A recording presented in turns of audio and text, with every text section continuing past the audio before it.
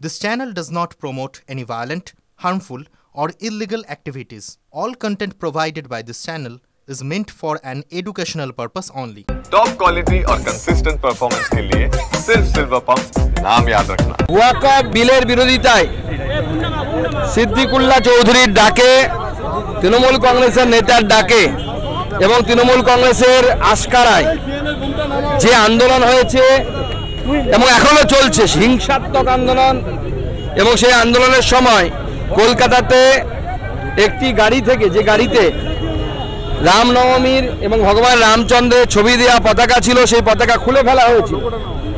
তার প্রতিবাদে আমরা শান্তিপূর্ণ প্রতিবাদ করছি এবং আমরা ভগবান শ্রী রামচন্দ্র এবং বজরংবলীজির ছবি সহ পতাকা, গেরুয়া পতাকা, যেটা হিন্দু ধর্মের প্রতীক, হিন্দু সংস্কৃতির প্রতীক, ভারতবর্ষের সংস্কৃতির প্রতীক, সেই পতাকাকে বিভিন্ন গাড়ি এবং বিভিন্ন বাড়িতে আমরা মানুষকে আগ্রহ প্রকাশ করছি। মানুষ আমাদেরকে যেখানে বলছেন আমরা লাগিয়ে দিচ্ছি। আমি যে বাড়ির সামনে দাঁড়িয়ে আছি সেই বাড়িতেও আমরা গেরুয়া পতাকা বেঁধেছি। আবার উল্টো দিকের বাড়ি দেখুন, সেখানেও গেরুয়া পতাকা, অ্যাংরি হনুমান সহ সেখানে উঠছে।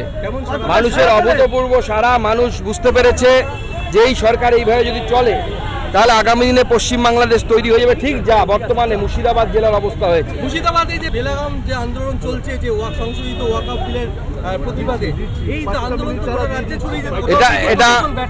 এটা আন্দোলন নয়, এটা হিংসাত্মক এবং প্রশাসন সম্পূর্ণরূপে ব্যর্থ। প্রশাসন সম্পূর্ণরূপে ব্যর্থ। এই রাজ্য সরকার এবং রাজ্য পুলিশ অপদার্থ, রাজ্য সরকার অপদার্থ, রাজ্য পুলিশ কিচ্ছু করছে না। আমি বলে দিচ্ছি, এই মুহূর্তে লাইভে আপনারা দেখান, এই মুহূর্তে থানার উল্টো দিকে যেখানে লেগেছে, সেইখানে থানার উল্টো দিকে যে একটা বড় হল আছে, সেই হলে অস্ত্র শস্ত্র সহ বোমা বারুদ সব মজুত করেছে গাড়িরা। পুলিশও জানে, থানার উল্টো দিকে পুলিশ জানবে। একদম শাসক দলের প্রত্যক্ষ মদতে হচ্ছে। মমতা বন্দ্যোপাধ্যায় চেষ্টা করছেন মুসলিম ভোটকে কনসলিডেট করার জন্য।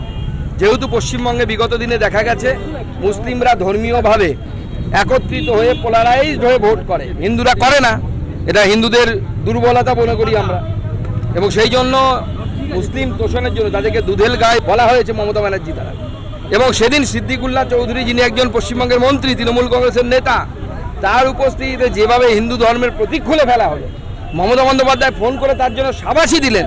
পরিষ্কার বোঝা যাচ্ছে এর বিরুদ্ধে চক্রান্ত চলছে হিন্দুদের বিরুদ্ধে, এবং এর বিরুদ্ধে হিন্দুরা লড়বে। ভারতীয় জনতা পার্টি হিন্দুদের সাথে আছে। ওখানে গুলি চলছে, বোমা চলছে, ভয়ঙ্কর পরিস্থিতি। আমাদের কাছে খবর হচ্ছে বিধায়কের ভাই তারা রাস্তায় দাঁড়িয়ে ওপেন শুট করছে। এই ভয়ঙ্কর পরিস্থিতি তৈরি হয়ে গেছে। বিএসএফ এর কমান্ড্যান্টের উপর হামলা হয়েছে, পুলিশ সম্পূর্ণভাবে নিষ্ক্রিয়। পুলিশ দেখুন, পুলিশের এই নিষ্ক্রিয়তা হচ্ছে সম্পূর্ণ ভোট ব্যাংক নির্ভর নিষ্ক্রিয়তা, এবং এইভাবে বেশি দিন চলতে পারে না। মমতা বন্দ্যোপাধ্যায় যদি ভাবেন হিন্দুদেরকে ভয় দেখিয়ে এইভাবে দমিয়ে রাখবো, আগামী দিনে কিন্তু শান্তিপ্রিয় হিন্দুরা বাধ্য হবে আইন হাতে তুলে নিতে। তখন কিন্তু গোটা রাজ্যে থামাতে পারবে না। মুর্শিদাবাদে আমরা কম আছি, আমরা জানি, কিন্তু আমরা নদিয়াতে আছি বেশি। আমরা যদি শুরু করি তাণ্ডব নৃত্য, শিবের তাণ্ডব নৃত্য কিন্তু শুরু হবে। মমতা বন্দ্যোপাধ্যায়কে হুঁশিয়ারি দিচ্ছি, এখনো সময় আছে। পুলিশকে বলুন উপযুক্ত ব্যবস্থা নিতে। গুলি চালাতে হলে গুলি চালান, কাঁদানে গ্যাস চালাতে হলে কাঁদানে গ্যাস চালান, বুলডোজার লাগলে বলবেন, আমরা সাপ্লাই করে দেবো বুলডোজার। মুর্শিদাবাদের পরিস্থিতি নিয়ে কি কেন্দ্রীয় হস্তক্ষেপ দাবি করবেন? প্রয়োজনে কেন্দ্র সরকার করবে, যা করার সেটা করবে। আপনারা কি জানাবেন? আমার সাথে নিয়মিত যোগাযোগ হচ্ছে, নিয়মিত যোগাযোগ।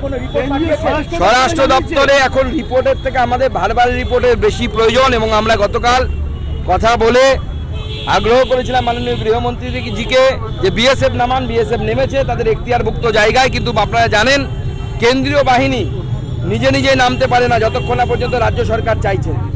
এটা ভারতবর্ষের সংবিধানের একটা জায়গা। রাজ্য সরকার এখনো পর্যন্ত কেন্দ্রীয় বাহিনী চায়নি।